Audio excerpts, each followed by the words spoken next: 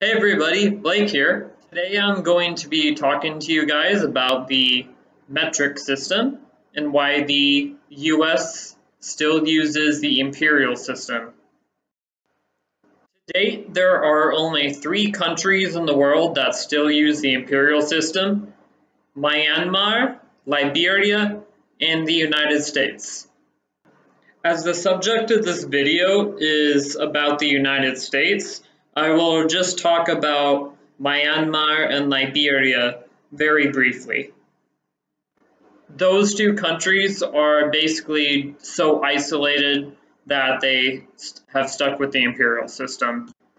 So once upon a time, about 300 years ago, all of the world was on the imperial system. When the colonists broke away from England in the 1700s, they also took the imperial system to the US.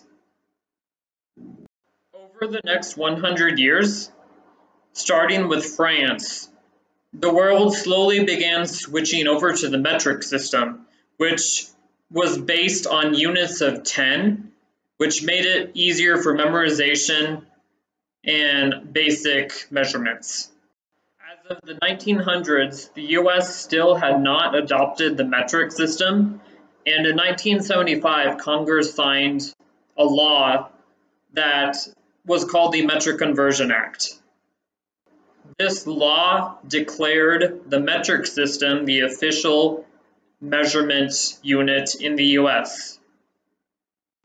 One of the curious things about this act, though, was that it basically said that switching to the metric system was optional. So as the arrogant country the US is, you can probably guess what happened next. There was lots of opposition to switch over to the metric system, with people saying things like it would take too much time and money and effort, and it ultimately just wasn't worth the switch. The US also sees itself as a world leader, and it doesn't want to take orders from any other country. It wants to do as it pleases.